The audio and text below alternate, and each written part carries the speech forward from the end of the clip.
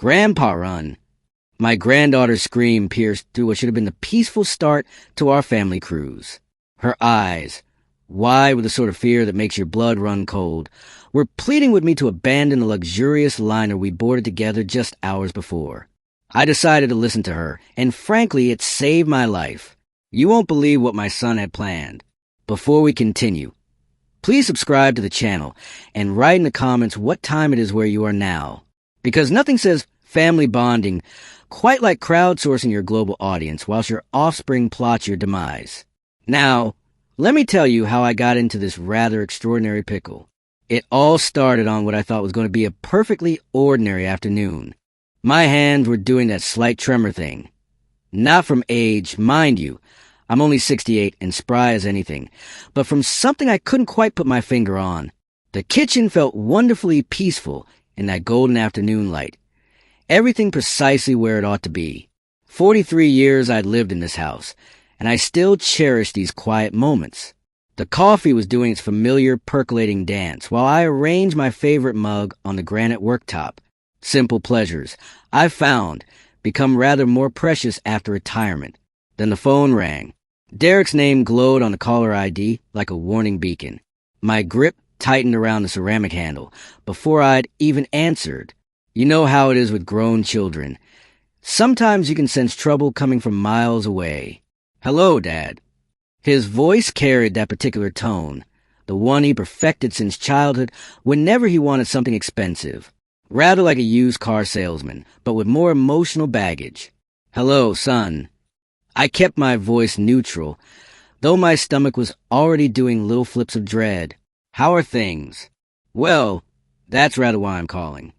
Derek cleared his throat, and I could practically see him pacing about his cluttered sitting room. We need $8,000 for the cruise tickets. Everything's already booked, deposits paid. The travel agent needs a rest by Monday. I set my coffee mug down rather harder than necessary. A few drops splashed onto the counter. Waste of good coffee, really. Son, you're 42 years old. A grown man with a job and a family. Pay for your own holiday. How can you say that? His voice shot up an octave, that familiar whine creeping in like fingernails on a blackboard. We're your family. This is supposed to be a celebration, your retirement, quality time together, and you're worried about money? I walked to the sitting room window, staring out at my carefully maintained lawn. Mrs. Henderson next door was pruning her roses. Normal people doing perfectly normal things, while my son was demanding thousands as if it were pocket money. I'll pay for Lily's ticket, I said firmly. She's 10 years old. She shouldn't suffer because her parents can't manage a proper budget. Dad, come on. Now he sounded desperate, which somehow made it worse. We're talking about a family trip here. 7 days in the Caribbean. When's the next time we'll all be together like this? Derek, I've helped you more times than I can count. The house deposit, your wedding, that car repair last year. When does it end? This is different. This is about family memories. No, the word came out sharper than I'd intended. This is about you expecting me to fund your lifestyle, whilst you spend money you don't have. I'll transfer Lily's portion to the travel agent directly. You and Evelyn sort out your own situation. The silence stretched long enough that I wondered if he'd rung off. Fine, he finally said, his voice colder than a winter morning in Yorkshire. But don't blame me when this ruins everything. Don't blame me when Lily asks why Grandpa wouldn't let her parents come on the family cruise. The dial tone buzzed in my ear like an angry wasp.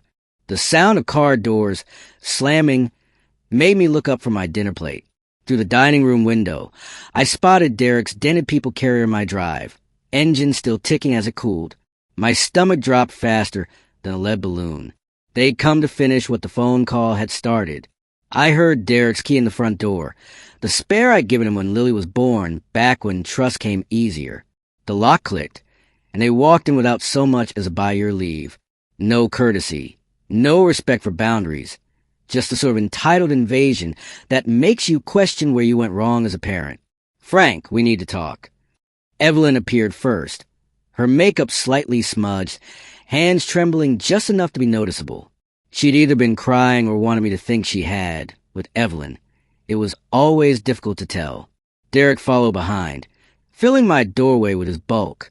At 42, he still had those broad shoulders from his university rugby days, though his middle had expanded considerably since then. He didn't sit down. Instead, he paced around my sitting room like he owned the place, picking up family photographs and setting them down carelessly. "Please, do sit down." I gestured toward the chairs, trying to maintain some semblance of normal hospitality, even as they violated every boundary I had. Evelyn perched on the edge of my leather armchair, like a bird ready for flight. Her designer handbag, probably worth more than most people's monthly salary, was clutched in her lap like a shield. "Frank, I need you to understand something." Her voice cracked with perfect timing, tears gathering in her blue eyes like she'd been practicing. "We're not asking for holiday money. We're drowning." Derek stopped pacing directly in front of my sofa, towering over me as I sat. The power dynamic was clear and entirely intentional. "We owe $50,000, Evelyn continued, dabbing at her eyes with tissue that had appeared from nowhere. "Credit cards, loans, the second mortgage. Derek's company cut his commission structure last year, and we got behind. 50,000. The number hit me like a cricket bat to the stomach. How did you let it get that bad? The expensive restaurants, the designer clothes, the luxury SUV they'd traded in last month. Suddenly it all made sense in the most depressing way possible. It doesn't matter how." Derek snapped, his voice sharp as broken glass. "What matters is fixing it. We can consolidate everything with a personal loan, but we need collateral. Your signature on the application. And the $8,000 for the cruise fits into this plan how exactly?" Derek's jaw tightened like a vice. "Because we need this trip, Dad, as a family. To show Lily that everything's fine, that we're not falling apart. She's been asking questions about why Mummy cries so much." Evelyn's sob was perfectly timed, like she'd been rehearsing for the Royal Shakespeare Company. "Besides," Derek added, his voice dropping to something rather more threatening, "if we can't afford to go, perhaps Lily should stay home too. Wouldn't want her feeling guilty about going on holiday whilst her parents lose their house." The manipulation was so blatant, so utterly cruel, that for a moment I couldn't speak. Using my granddaughter as a weapon against me. Well, that was a new low, even for Derek. "Don't you dare," I said quietly, "use that little girl as leverage." But Derek had already won, and we all knew it. I couldn't bear the thought of Lily's suffering because of her parents' failures. Couldn't stand the idea of her missing out on something that should be pure joy. I walked across the room to my desk, each step feeling like surrender. The checkbook sat in the top drawer where it always did. My hand shook slightly as I wrote out the amount. £8,000. A small fortune, really. "This is absolutely the last time," I said as I tore off the check. "Do you understand me? The final time I bail you out." Derek snatched the check before I'd finished speaking, barely glancing at the amount before folding it into his wallet. "Thanks, Dad. Really, this means everything." But he was already walking toward the door, Evelyn close behind. No genuine gratitude, no relief, just the satisfaction of getting what they'd come for. That evening, I found myself doing something I hadn't done in years, adding up all the money I'd given Derek over the decades. The house deposit receipt stared up at me. $200,000, 5 years ago. "Just need help with the deposit, Dad. We'll handle the monthly payments ourselves." Underneath that, the wedding expenses. $30,000 for what Evelyn had called a modest ceremony at the country club. Another $15,000 for their honeymoon in France. "We want to start our marriage right," Derek had explained. "No stress, no debt hanging over us. Car repair bills, $8,000 when Derek's gearbox died 3 years ago. I can't get to work without a car, Dad. I'll pay you back as soon as the insurance check comes through." The insurance check, naturally, never materialized. My old calculator sat on the bedside table. Force of habit from my business days. Always double-check the numbers. I punched in figures with growing disbelief. 200,000, 30,000, 15,000, 8,000. Smaller amounts over the years. Car insurance, medical bills, Christmas gifts that somehow transformed into Christmas loans. The total climbed past 280,000 pounds. Nearly 300,000 over Derek's adult life. Each digit was a reminder of my own weakness. I'd worked 40 years building that nest egg, saved and invested and planned for retirement, only to watch my son treat it like his personal cash machine. But then I spotted a photograph of Lily that had fallen from the folder. Last Christmas morning, her gap-toothed smile bright as she opened presents. She'd hugged me so tightly that day, whispered, "I love you," Grandpa in my ear whilst Derek and Evelyn argued about whose turret was to wash up. That little girl deserved better than parents who used her as emotional blackmail. She deserved a grandfather strong enough to protect her from their dysfunction, even if it meant protecting her from them. The morning of departure dawned crisp and clear. When I climbed into Derek's car, it felt rather like entering a cage. But Lily's presence beside me made everything bearable. She'd been waiting on the porch, clutching a worn paperback copy of The Secret Garden, and practically vibrating with excitement. "Grandpa, look what I brought to read on the ship." She held up the book, its pages soft from countless readings. Frances Hodgson Burnett is my absolute favorite. Do you think they'll have a proper library on board? I'm quite certain they will, sweetheart. The relief of stepping out of that suffocating car felt like emerging from a cave into sunlight.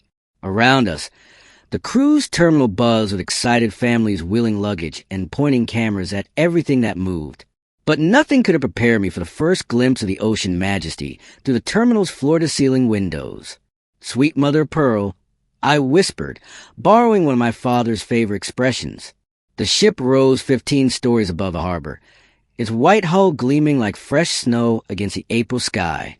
Elegant balconies dotted its length like jewelry on a grand dame's dress. "Grandpa, it's not a ship." Lily grabbed my hand, her paperback forgotten. "It's a floating palace. How many people can fit on something that enormous?" 3,000 passengers, according to the brochure, plus 1,500 crew members to look after everyone.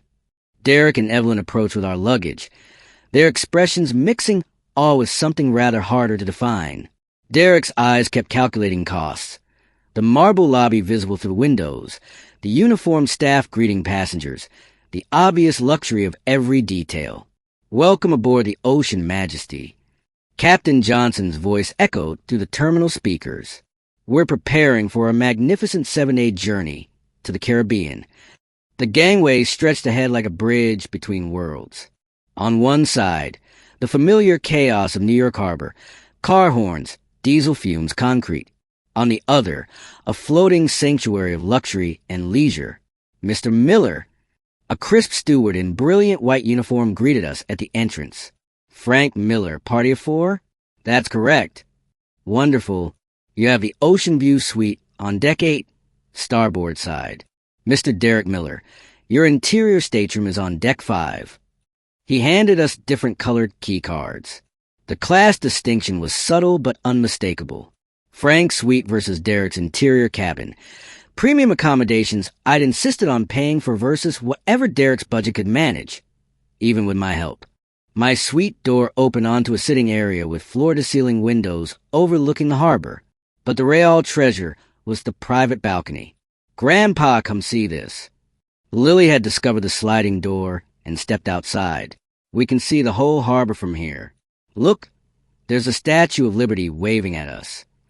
I joined her on the narrow balcony, breathing in the salt air and watching harbor traffic move around us like a choreographed ballet. For the first time since Derek's phone call, I felt genuinely peaceful. The ship's horn sounded a long, deep note that vibrated through the deck beneath our feet. And we were off. The first day passed like something from a dream. Lily discovered the kids' club after lunch, a wonderland of video games, arts and crafts, and supervised activities that left her practically speechless with joy. I found myself actually enjoying a book in the ship's library, settled in a leather chair facing panoramic ocean views, whilst the gentle sway of the ship created a hypnotic rhythm. No phone calls demanding money, no guilt trips about family obligations, just the endless horizon and a well-crafted mystery novel. The pool deck was a revelation. Multiple levels of pools, hot tubs, and lounging areas stretched across the ship's width, all whilst we moved through Atlantic swells at 23 knots. watching Lily splash about in the shallow end whilst I supervised from a cushioned deck chair. Well, it reminded me why I'd worked so hard for so many years. Sir, afternoon tea service is available on the sky deck. A crew member informed me. Fresh scones, finger sandwiches, and ocean views you won't believe. The civilized luxury of afternoon tea felt like stepping back into a gentler era. Delicate china cups, silver service, and watercress sandwiches cut into perfect triangles, all whilst the ocean stretched endlessly in every direction.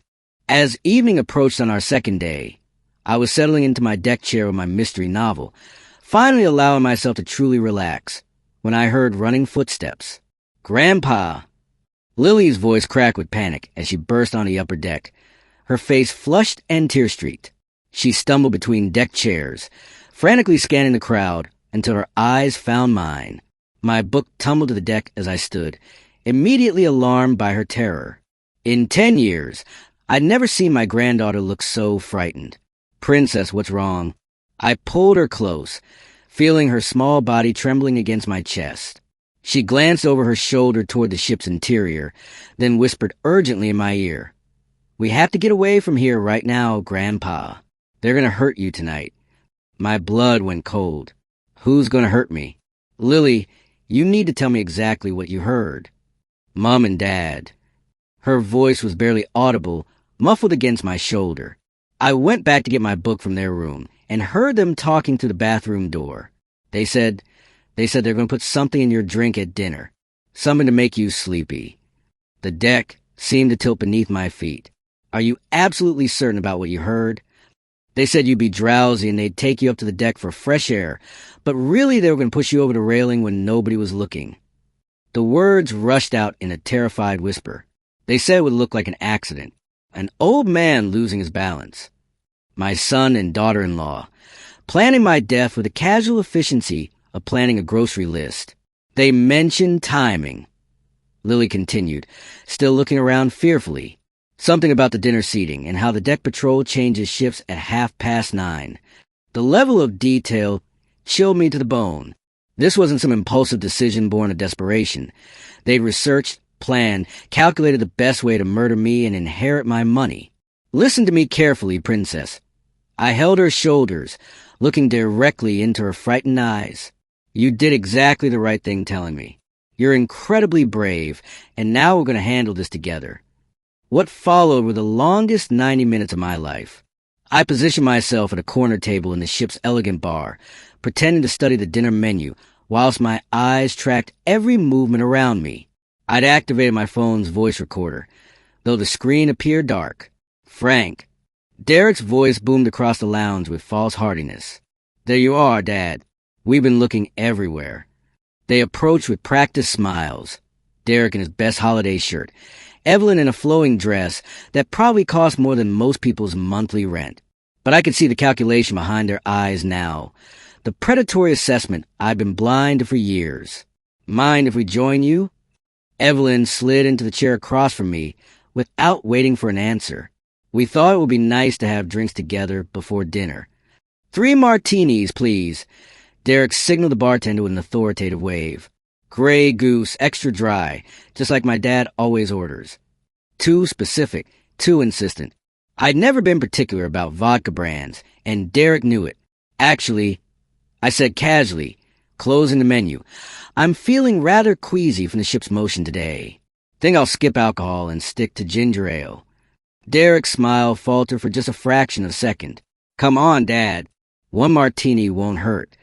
The pressure in his voice was unmistakable. He needed me to drink that martini. Needed it desperately enough to keep pushing despite my clear refusal. After excusing myself and leaving money for their drinks, I made my way to Captain Johnson's quarters. What followed was perhaps the most surreal conversation of my life, explaining to a ship's captain that my own son was planning to murder me. But Captain Johnson had seen everything the ocean could throw at humanity. He listened to my recording twice, his expression transforming from polite attention to sharp focus. "Mr. Miller, are you telling me your own son is planning to kill you on my ship?" "That's exactly what I'm telling you. And I have more evidence." We spent the next hour planning every detail. I would take my usual evening walk on the upper deck. Derek and Evelyn would come for me just as they planned. But this time, ship security would be ready. "Mr. Miller," Officer Smith said grimly, "you're asking us to use you as bait. That's extremely dangerous. I'm 68 years old, officer. I can't outrun them or overpower them, but I can outsmart them." At 25 minutes past 11, I stood at my cabin mirror, checking my appearance one final time. Gray hair combed, cardigan buttoned.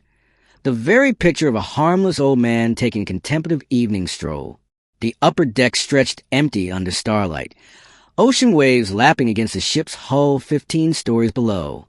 I positioned myself at the predetermined spot along the starboard rail, hands clasped behind my back.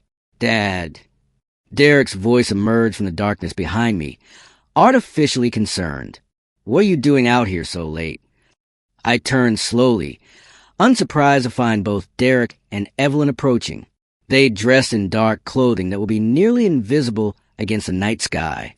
"Couldn't sleep," I replied calmly. "Sometimes the ocean helps clear my mind. You should be more careful walking alone at night," Evelyn added, moving to block my escape route. "The rails can be slippery, especially for someone your age." They were flanking me now, gradually backing me toward the ship's rail. The choreography was smooth, practiced. Actually, I straightened to my full height, meeting Derek's eyes directly. My balance is fine, just like my hearing was fine yesterday, when I overheard your conversation about pushing me overboard. Derek's face went white in the starlight. "What are you talking about?" "I know everything, son. The poison in the martini, that didn't work. The plan to make my death look accidental. The inheritance you're so desperate to claim." The emergency whistle shrieked across the deck as I pressed it to my lips. "Security! Security! Step away from Mr. Miller immediately." Officer Smith stepped out of the shadows as two additional security officers appeared from opposite sides of the deck. Derek released my arm so quickly I almost stumbled. "This isn't what it looks like. Turn around and put your hands behind your backs." As the handcuffs clicked around Derek's wrists, he looked back at me one final time. "This isn't over, Dad." But standing alone on the deck afterward, watching the stars reflect on the endless ocean, I realized he was wrong. It was over, at least the part where I allowed myself to be a victim. I chose not to press charges. Sometimes justice is about prevention rather than punishment, and Derek and Evelyn were confined to their cabin for the remainder of the cruise. What they'd face when we returned to port was their own choice to make. The remaining 3 days became exactly what I'd hoped for when this journey began. Precious time with my granddaughter, watching her discover the wonders of tropical fish and coral gardens, teaching her to play shuffleboard, reading together whilst ocean waves rolled endlessly past the windows. On our final morning, as Manhattan's skyline appeared on the horizon, Lily and I stood at the ship's rail, watching the sunrise paint the sky in shades of coral and gold. "Grandpa, this was the best holiday ever," she said, leaning against my side. "For me too, sweetheart. For me too." I felt the emergency whistle still in my pocket, a reminder of how close we'd come to losing everything. But we hadn't lost. We'd won, not through revenge or destruction, but through protection of what mattered most. As we disembarked, I kept one hand on Lily's shoulder and watched Derek and Evelyn being escorted to a separate exit. They'd face their own consequences in their own time. But the little girl beside me would grow up knowing her grandfather had chosen love over vengeance, mercy over justice. Sometimes the greatest victory isn't destroying your enemies. It's simply ensuring they can never hurt the people you love. The sun was fully risen now, warming our faces as we headed toward whatever came next. And for the first time in months, I was rather looking forward to finding out what that might be. If you've enjoyed this tale of maritime mayhem and family dysfunction, do give the video a like, subscribe to the channel, and share your thoughts in the comments below. Nothing quite beats a good old-fashioned murder plot foiled by proper preparation, and a brave granddaughter, wouldn't you say?